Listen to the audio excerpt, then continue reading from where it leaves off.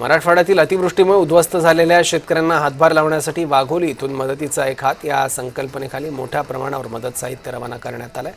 Wagholi society cricket council, Aryan agritech तसंच युवराज कटके social foundation यांच्या वतीनं मदतीचा हात पुढे करण्यात आलाय।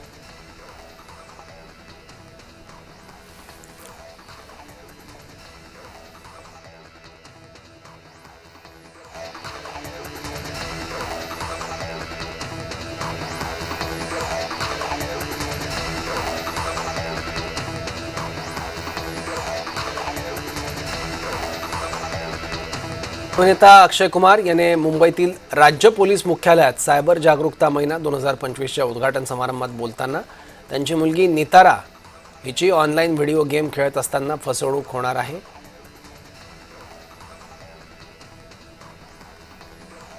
फसवणूक करण्याचा प्रयत्न झाला असा दावा अक्षय कुमारने केलाय।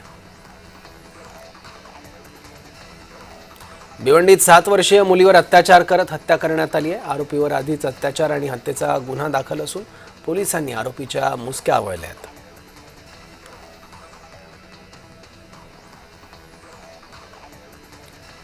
कल्याणमध्ये पूर्वमनस्यातून 2 गटात राडा झाला। दोन्ही गटांचा पोलिसांसमोरच राडा झाला। राड्याचा व्हिडिओ सोशल मीडियावर व्हायरल झालाय।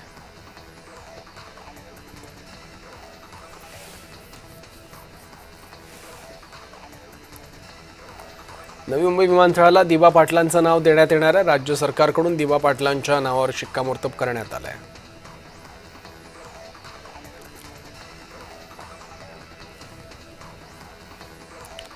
मुंबईत म्हाडाची 1500 घरं बांधण्यात येणार आहे, तर राज्यात 11,000 घरं बांधणार आहे। मुंबईत अत्यल्प अल्प मध्यम गटासाठी ही घरं असून मुंबईत गिरणी कामगारांना 4215 घरं मिळणार आहेत।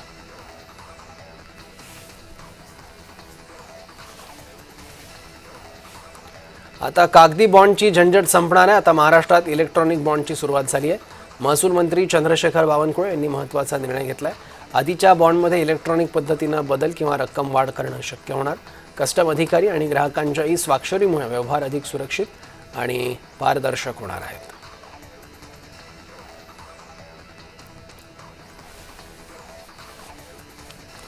लिफ्टचा दरवाजा न उघडल्यानं लिफ्टमध्ये अडकून एका 12 वर्षांच्या मुलाचा मृत्यू झालाय। पिंपरी चिंचवड शहरातील 24वाडीत ही घटना घडली आहे। रामस्मृती सोसायटीत मुलगा खेळत असताना तो लिफ्टमध्ये अडकला होता।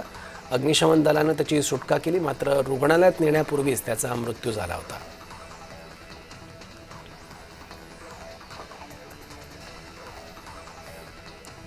नाशिक कृषी उत्पन्न बाजार समितीत कोथिंबीरची जुडी 170 रुपये झाली आहे, त्यामुळे संकटात असलेल्या शेतकऱ्यांनी समाधान व्यक्त केले।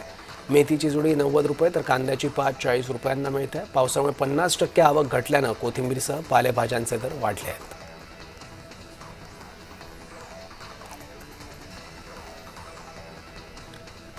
नागपूरच्या 4.5 वर्षीय वरदा तिमांडे या चिमुकलीने मुख्यमंत्री सहाय्यता निधीत 5000 रुपयांचा धनादेश दिलाय।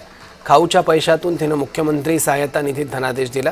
यावेळी हा धनादेश स्वीकारताना मुख्यमंत्री भावूक झाले आहेत।